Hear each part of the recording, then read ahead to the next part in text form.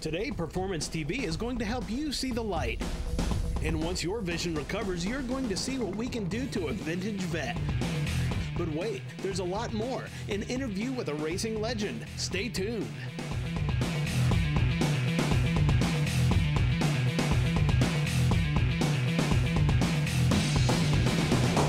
Welcome to another edition of Performance TV, and we like all kinds of things that perform well. And Tommy, I've this truck here. You want to talk about some performance lights? Check this out, man. Woohoo! Now that's some lights. Yeah, it is, Kathy. I mean, it looks great. All the trick lights on this truck, but one thing it doesn't have is trick headlights. And we've got Sean here from Enzo Lights. You brought us something today to upgrade the headlights a little bit, just kind of top this whole truck off. This is the latest and greatest thing in headlights. Tell me about these headlights. What's special about them? What's different? These are our newest F-150 headlights. Completely replacement, plug and play. The one thing that we did do, we got away from, was doing the standard halo. The standard halo is just obviously just a circle. These ones are actually U-bar, and as you can see, they look like two horseshoes. Well, this is something I've seen on some of the new high-end European cars. Have a little light, little glow while they're driving. Exactly. We're going to put that on a truck. Yes, we are. Oh, wow, I like it. It's considered a daytime running light. That way it can be seen without having your actual headlights on. They operate off of your parking light circuit. They do have two LEDs in each corner to light up the whole U-bar. Just two LEDs? Just two of them. That's all it takes to light up the whole thing. Very low draw. So you're not, even if you went to a car show, truck show, you left these on in the parking lot, you're not going to come back to a dead battery to your car. Right. So it goes for both ways. You know, you get the style, and then everybody else gets to check out your trick light. I like it. Now, Enzo's been making lights for, 40 years, but you got in the performance side of it here with all these new lights, all the LED stuff coming out, and all the performance lights. You've been doing that a while now, too. Yes, we have. We've been doing the performance lighting, actually, for about the last 10 to 15 years.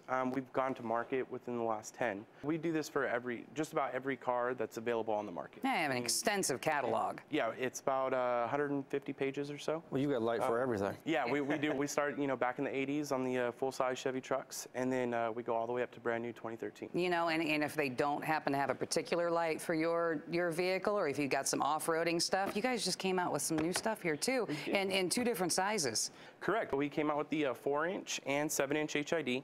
They both put out the same amount of light. It's just the reason for the 4 and 7 is so you can fit them in, obviously, a tighter spot or a more open spot like a headache rack or on the front of a Nerf bar like one of these.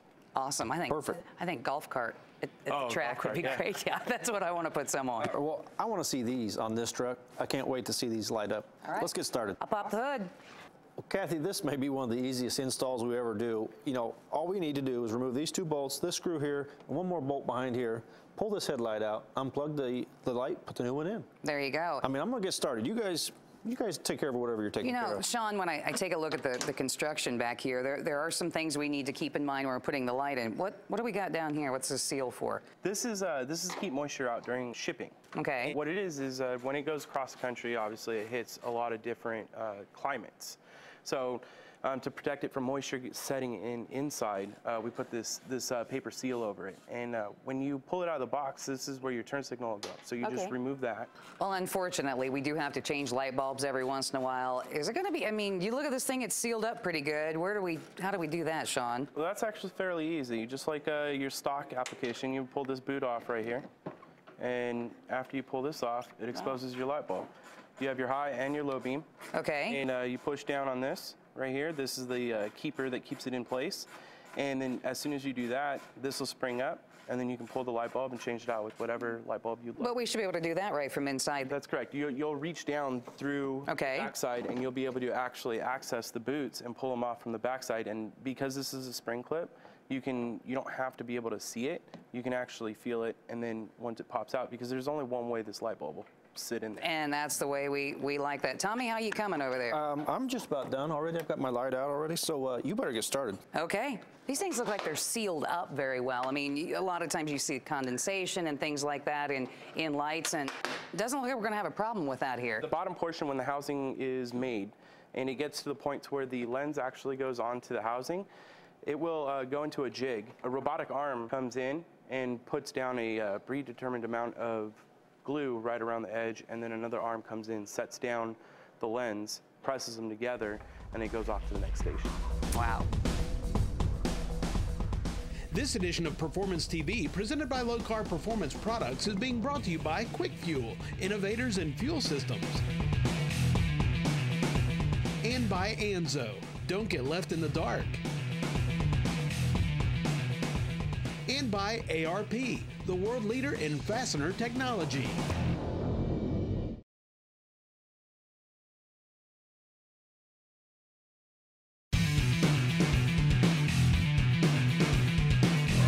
Sean, you told me this is plug and play. I pull this out and there's a bulb here and there's a wire here. What do I gotta do to fix this? Okay, so this is very simple. This is the end of a 194 bulb, this is a 194. So go ahead and grip the back of that. We'll pull that out. Now you can see the 194 bulb ends. Oh, okay. So you just plug right into the factory socket. Exactly. All this does is plug right into here.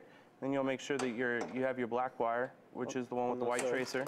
All right. And then this black wire here will line up on the same side of the plug, so you'll put your black wire right on that side. So you can just go and push in like that. Plug it in. Perfect. All right. Hook these back up. I'm ready to put mine back in.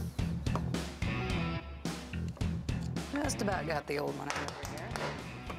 It's easy enough. The bulb goes right back in.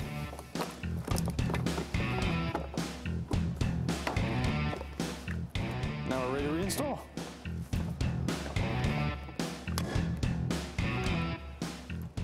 Put my 3 bolts back in, and I'll have mine done way before Kathy. Yes, you will. That's the way you do it. You just go back there and push them in the back. Okay. How you coming over there? You're just about done. Oh, well, about. And take our piece off. What was that special little trick that you did with the bottom for this one? Seriously? Uh-huh. Hey, I was over here learning about stuff.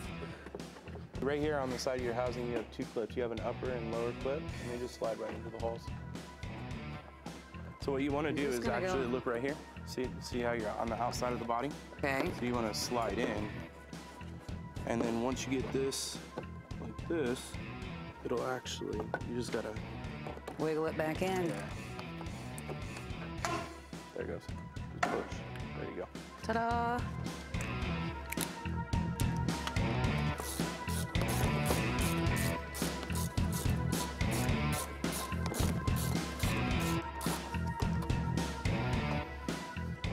Get our last one in there.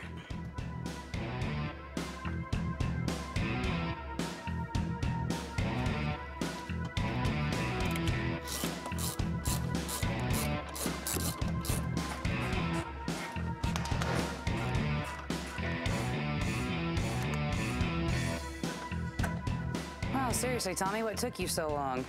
Took mine out again just to make sure that everything was correct, and it's still about to beat you. There we go. Without them even being on, it's already changed the look of this truck. They do. You know? The addition of, especially when you go with the different color headlight or something that just looks slightly different, it'll change the complete look of the whole front end. Or even if you're doing taillights, it'll do the same thing. I mean, just look at that. Wow. All right, let's slam the hood on this thing and turn the lights on and check it out. All right. All right, Kathy, you ready for the big debut? Absolutely. Let's check these out. Oh. Whoa. I like it. I do like it. Those are sweet. Yeah, and they even have the 3 LED white lights on the side, and that is just, those are awesome. Totally changed the look of the truck. And you guys, not only the headlights, but tail lights to match. Yeah, we do tail lights. For this particular vehicle, we have matching tail lights in black with the red LEDs. We also make the side mirror, instead of reflectors, they're LED running lights. We also make third brake lights for the regular F-150. The Raptor's a little bit different wiring, but that's something that we're also working on too as well. Well, I mean, like we mentioned earlier, extensive catalog, but we can see all that online. What's your website? Our website's anzousa.com. I can see me going on anzousa.com and getting a pair of these pretty soon. Yeah, those are fantastic, Tommy. We definitely got to check these out. And we're going to check out more. We've got another great project coming up next on Performance TV. I love that.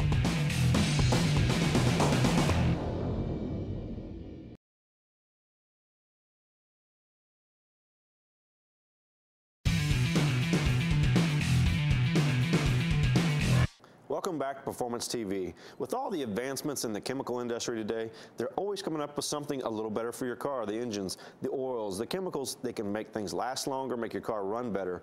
Today we're Mike Taylor from ExAuto. You brought all your products, all the stuff that ExAuto makes to improve your car's oil, all the stuff for your gearbox, your power steering. I like what I see here. And Kathy, I've got a little bottle here that we're going to use on this Corvette over here, do a compression check. So I'm going to go get that ready while you and Mike discuss what all he brought here today. The product that Tommy's going to be going over there and working with on the Corvette, Mike, is actually your top product, your #1 product. I mean, he's even got a #1 on there. Yeah. Tell us what this product is about, what all it does. What it does, it's a engine treatment that puts a ceramic coating on your internal engine parts, any of the friction parts in your engine. One treatment lasts 60,000 miles, so that's the advantage of some of the other products. There's a lot of Teflon products out there. Yeah, well, if you've ever had a Teflon fry pan, yeah, you put a metal spatula on there, it's gone in no time. Well, you put that in your car, your pistons go up, down, scratch that off in no time. This is a ceramic coating, which is 5 to 10 times harder than steel, than the original steel in the motor. So it lasts 60,000 miles. It actually has to wear off. Now, this is for vehicles. It would be, say, a used vehicle. What if I have something that's a brand new car? I mean, you have anything you can help me out? Right here in front of you. We got the new car product. It's good for anything for 12,000 miles or less. It does the same thing, puts a ceramic coating. A lot of people want to wait till their cars wore out to try to fix it. You don't want to wait till the Teflons wore off your frying pan, so this would protect it for 60,000 miles. A lot of other things that you've put that same principle into, and you've taken it all the way through to the guys that have the big diesel trucks. Right. They wanted to be able to take advantage of the ExAuto product, but they didn't want to have to buy how many of these bottles for all of the amount of oil that they have in those trucks, but you got something for them now. Yep, this is a brand new product, just came out just end of last year. It's called Maximum for diesel trucks. It treats up to 45 liters or quarts of oil. One treatment is good for a big rig, semi-truck, earth-moving equipment like Caterpillar, stuff like that. Sure. One treatment, same with the other, lasts 60,000 miles. Okay, well, we've got a Vet that's got a few miles on it. Let's see what Tommy's got for us. Sounds good. Before I install the ExAuto atomic metal conditioner, we need to do a compression check beforehand so we can compare the two. In order to do that, I'm going to remove the spark plug and install a compression tester.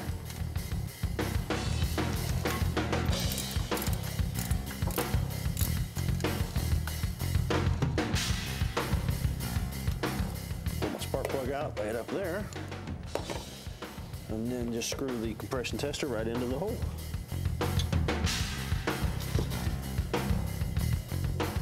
All right, we got our compression tester screwed in the spark plug hole. I'm going to remove this coil wire so when we crank the car over, it doesn't want to start up. We can get a true compression reading. Hey, how you doing over here? I'm doing good. Hey, Kathy, you mind jumping in and cranking this thing over so we can get a compression test? Yeah, I can do that.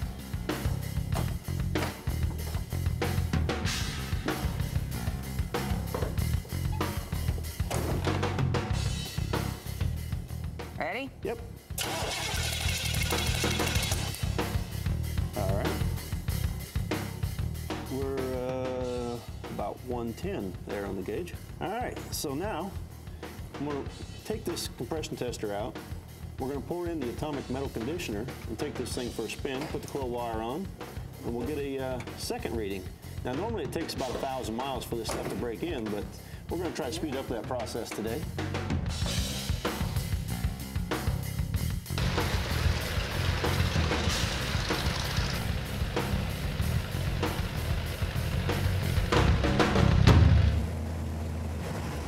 All right, Kathy, you've had your fun, been out tooling around in the Corvette. I know, my hair's all messed up now. Pop the hood. Let's run this compression check again.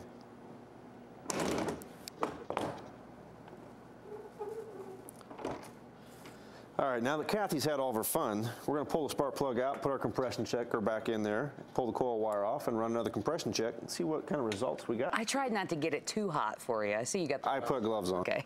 All right, Kathy, I got everything ready here. Crank her over. Okay.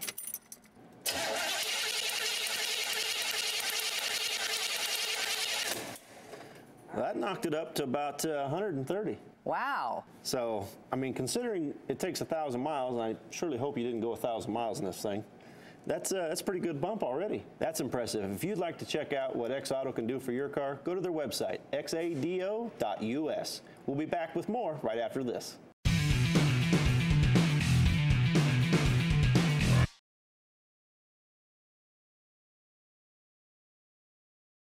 This edition of Performance TV, presented by Low Car Performance Products, is being brought to you by Formula V, used in all types of racing for over 25 years. And by Rockland Standard Gear, home of Tranzilla. And by the Diesel Store, your source for everything diesel.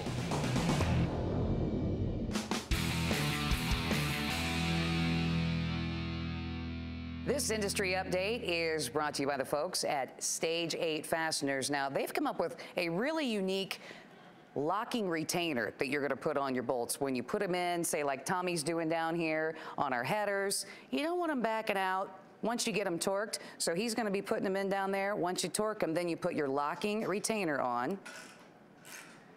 And your little clip, as he's going to show us here in a second, and that thing is not going anywhere. As a matter of fact, the folks at Borla, they use those on all of their header installations, just like you're doing down there.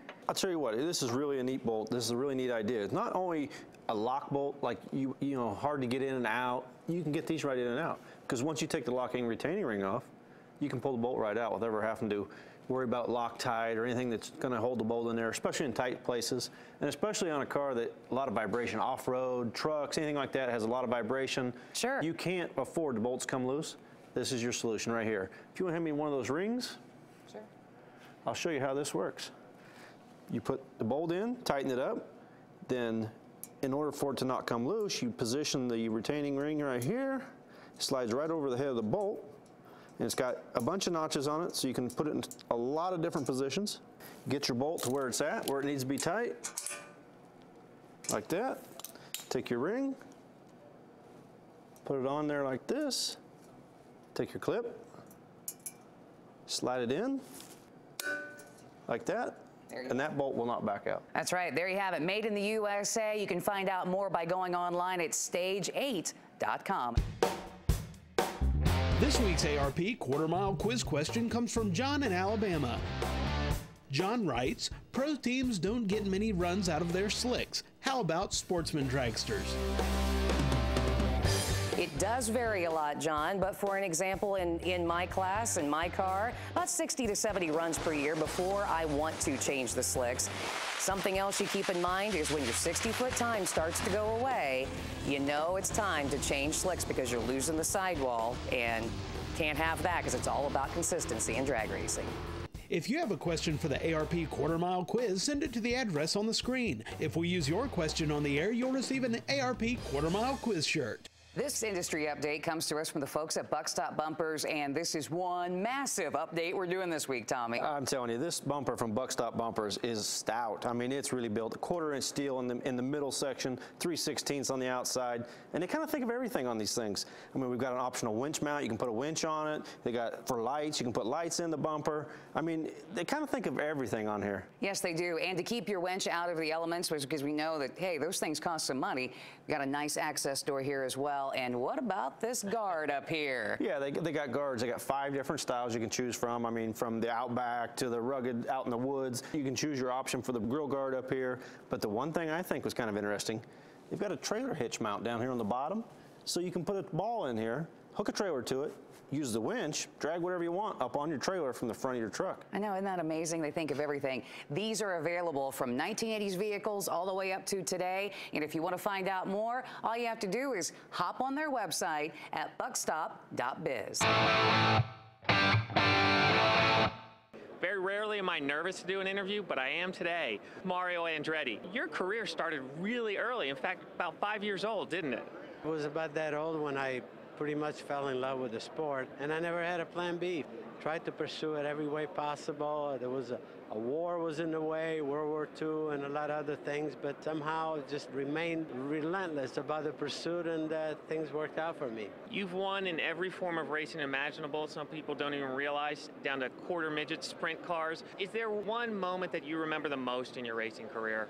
There are several moments, but the one that actually meant a great deal to me was I was in a midget back in 1963, and after I won 3 races in one day, and there was this icon of the motorsports who just passed away, Chris Economaki, says, Mario, you just bought your ticket to the big time. And that was something that I'll never forget, because it was just a moment that gave me the confidence. Talk a little bit about how important family is to you. everything. I think it's all part of life, part of stability. And, you know, I've had my support from my wife. You know, we just celebrated our 50 years together last year. And, you know, the kids just decided to pursue the family business, if you will. There's pride there, especially if they know. I know that they love what they're doing and they're doing it well. Is there anything you haven't raced that you kind of wish you would have? Probably an airplane. Really? Not really. I mean, I think I'm quite satisfied with everything that I was able to do in my career. More things happened in a way that I was hoping that more than I deserved to some degree. No regrets, but the fact that I'm driving a two-seater car, so, you know, I keep my hand in it. Well, thank you so much for spending some time with us. He's the greatest race car driver ever. That's Mario Andretti, and this is his car life. Who hasn't wanted or needed or has a Hurst shifter? They've been the industry standard for over 30 years. This specific model here is for a 65 to 69 Shelby Mustang, but they make them for virtually everything. Absolutely. Heat-treated linkage rods and arms for added strength and durability. Bolt-on chrome-plated stick with the attractive custom white ball up here. And, of course, Tommy, I know the one you like, though. My favorite would be the T-handle, of course. You know, I mean, Kathy, Chevy and GM, they ended up buying these from Hurst back in the day for all the muscle cars because they were so much superior to what they had in their stock cars. Absolutely. I mean, they're even doing that today, just like my Camaro has a Hurst short throw shifter in it, and who would have it any other way? When you want to have reliability going through the gears, you got to have a Hurst shifter. Absolutely. I mean, Hurst Olds, I mean, why do you think it was called a Hurst Olds? It had a Hurst shifter. Yep, this shifter and so much more, you can find them all online, Hurst-shifters.com. And that's this week's Industry Update.